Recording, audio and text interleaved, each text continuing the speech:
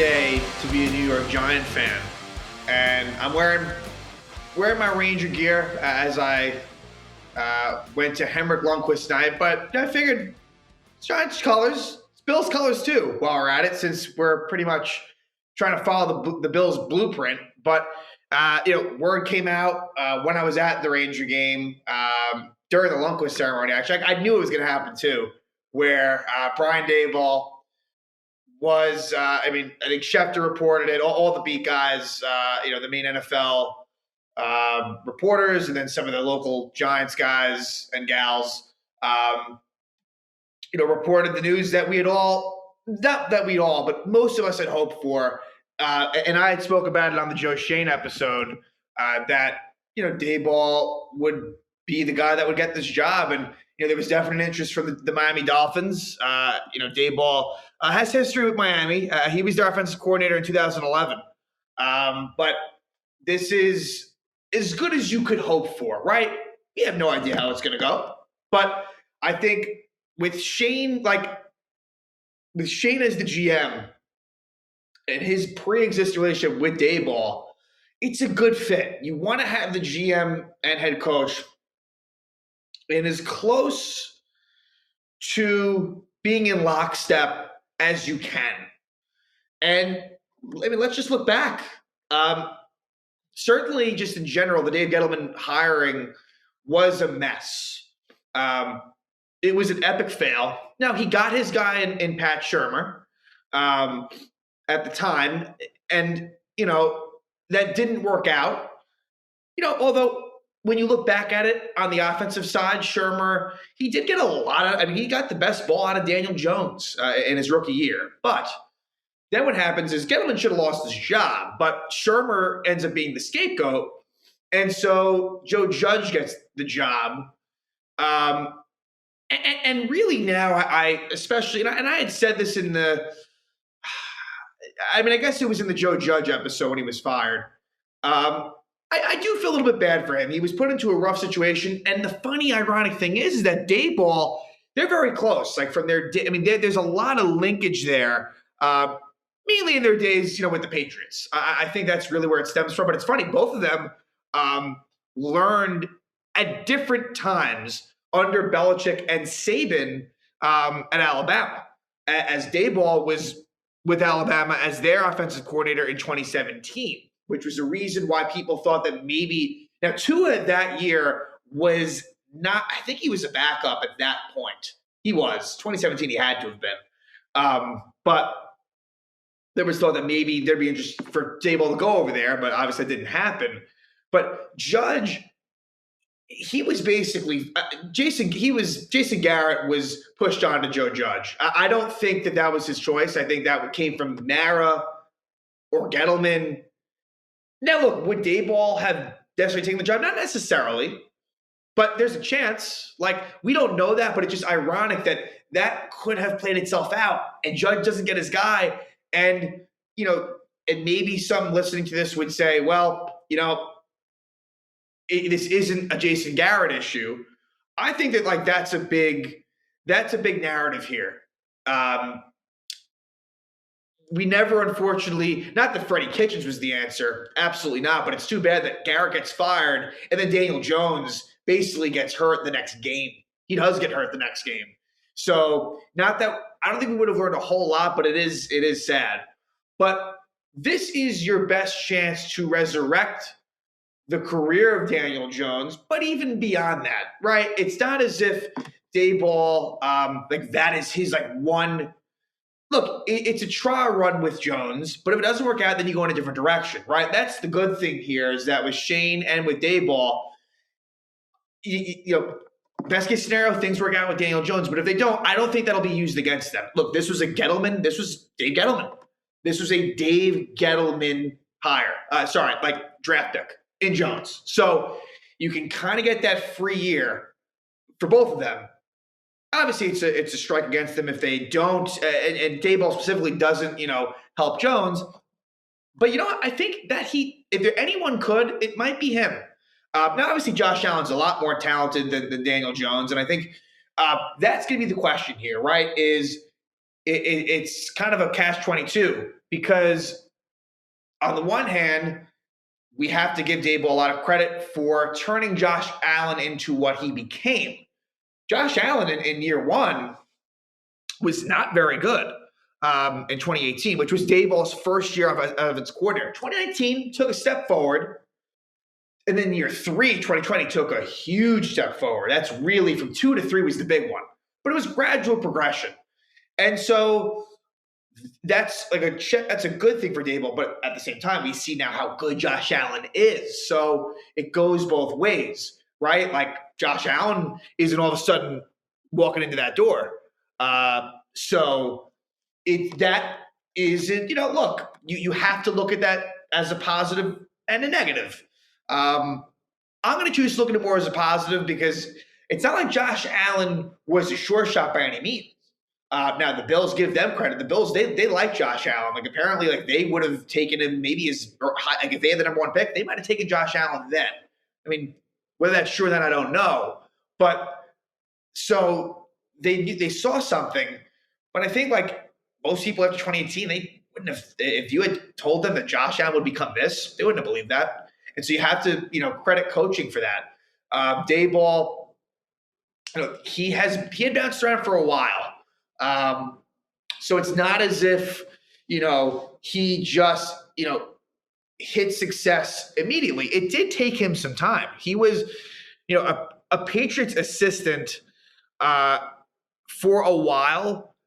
He was a defensive assistant for a few years, including that first Patriots Super Bowl. Then he was a wide receivers coach for the next 5 years, and that included 2 Super Bowls. He was actually the Jets quarterbacks coach in the Eric Mangini era, and that he was quarterbacks coach. I guess I know Favre would have been the next year, and I guess maybe it was Pennington in 07 and Favre in 08, something like that. Then with the Browns in 09-10, and that was probably around the time of the Colt McCoy era in Cleveland, and Mangini was a part of that as well. Then with the Dolphins in 2011, Sperano was the head coach then. And I think Matt Moore, I remember him being the quarterback for the Dolphins for a good part of that season. Then in 2012 with the Chiefs as their offensive coordinator. This is predating Andy Reid. I think Reid had come in soon thereafter at that point.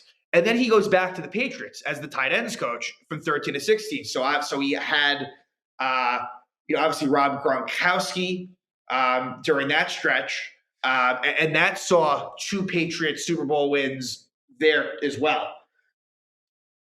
Then he goes to Alabama, like I said, for that 1 year, and then he becomes the Bills' offensive coordinator from 18 to 21. So there is a lot of experience there, obviously not at the head coaching level, but he was offensive coordinator with Cleveland, with Miami, with Kansas City, with Alabama, and then with the Bills. So this is someone who, does have, good experience. It's not like, and it depends how you look at it, right? Because in some ways, like a McDaniel from San Francisco, a lot younger, like I guess has had less fails. If we want to call that for Daboll, right? Because there was a cycle there. He didn't really have great quarterback play, but that's that whole catch-22 again. Right? Like with the Jets, the Browns, Kansas City at that time, didn't really have much to work with. But like, again, I am very happy about this. I really am. And I would have been honest with you. If Brian Flores was the hire, like, yes, he would have been my number 2, and I would have lived with it, but trust me, I would not have been through. I would have been on here, and I would have been like, I wish that Brian Daboll was the guy. I'm curious to see like that opening press conference. I want to see what he's all about. From the few interviews I've already watched, he seems like a pretty calm, composed type guy. Very much different from a Joe Judge. Joe Judge intense. Joe Judge, really, really demanding a lot of his players, and I'm sure Daboll will as well, but in a different manner. So, I think that it'll be a good change of pace. I think that he'll gain the respect of the players. Again, he's been around. I think, again, it's funny because Judge was under Belichick and Saban as well. But, again, it's the Schoen combination. It's that Bills I mean, they have that working relationship. And so now, offensive coordinator, which isn't as crucial with Daboll in the mix. Well, let's talk about that first. Ken Dorsey, I have to think that he would, if the Bills' offensive coordinator job is available, obviously it's open right now, and he gets promoted, you would think that he would take that with Josh Allen and having been there. But it's being spoken of that there's a chance that Ken Dorsey could take the offensive coordinator job with the Giants. Maybe he follows Daboll. That would be great. Ken Dorsey, the former quarterback with the University of Miami, arguably one of the best teams that I've ever seen in the early 2000s. I think the 2001 Miami, not Dolphin, Miami Hurricane team. So, but Ken Dorsey, he's a guy that's bounced around as well. I think he was with the Carolina Panthers franchise as probably a quarterback's coach or something to that effect. So it's not like he's always had success, but Dorsey is spoken very highly of. And so that'd be great. If Dorsey be the offensive coordinator, that'd be great. If not, again, I'm not going to sweat about that too much with Daboll being the one that's going to be primarily calling the plays. Defensive coordinator, that's an interesting conversation. Could Patrick Graham return? I would be fine with this, but I would also, there's other good candidates out there to the point where if it doesn't happen, that's fine too. He has the history with Daboll as well, dating back to, those years in New England. Which is, where the Joe Judge friendship came. I mean, Judge and Graham were very close, but I think that Daboll and Graham probably are as well. Graham actually, he interviewed for this Giant head coaching job. He's interviewing for the Viking head coaching job, and I think he interviewed for the Steeler defensive coordinator job. So it's very much up in the air. Graham could choose to maybe take that. I mean, I don't think he'll get that Viking head coaching position, but maybe he does go to Pittsburgh and takes that DC job. So Graham's a name to think about. We've heard Wink Martindale, which is interesting. Wink Martindale, he's had a lot of success as the Ravens defensive coordinator. He actually interviewed for the Giants head coaching job during the Joe Judge cycle, I believe, in 2020. It was either, I'm pretty sure it was not during Shermer. I think it was Judge. I think it was a couple of years ago. And Martindale is available. There's also a guy like Vic Fangio.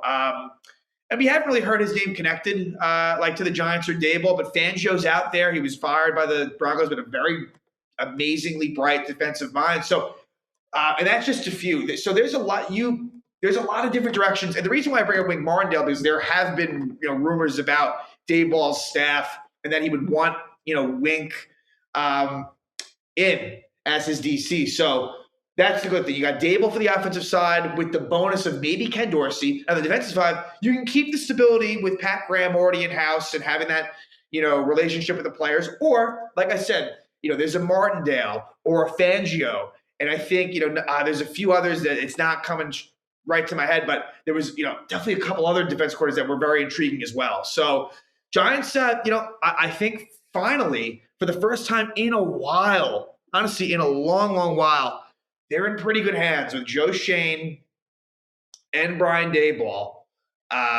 with the hope that the Bills, it was really they had to rebuild. They had to. Maybe rebuild is not the correct word, but they needed to. That was not an easy situation to begin with. And look where they are now. And they came very close to beating the Kansas City Chiefs. And Daboll. Obviously, Josh Allen was fantastic, and Daboll definitely, there was some play calling that was questionable in that game, no doubt about it.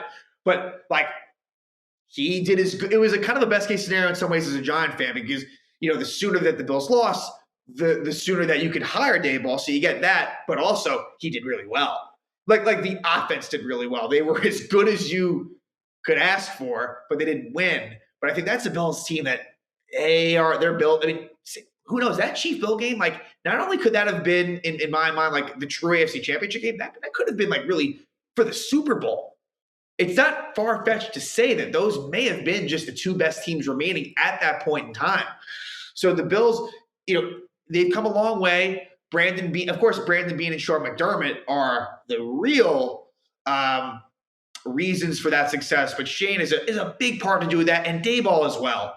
So good day to be a Giant fan. Very, very excited about this, and it'll be very interesting now to see where what they choose to do.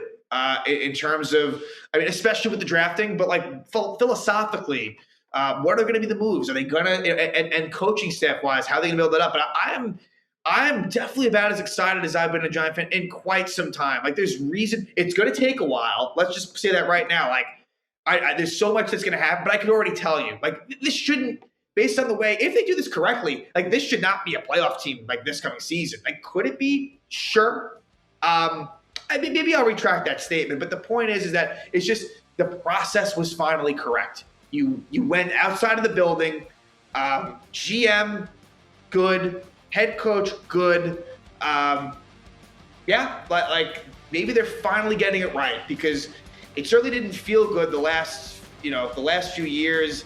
It seemed like things were deteriorating, inside the building, and this could be finally the turnaround. So let's hope for it, and let's go Big Blue.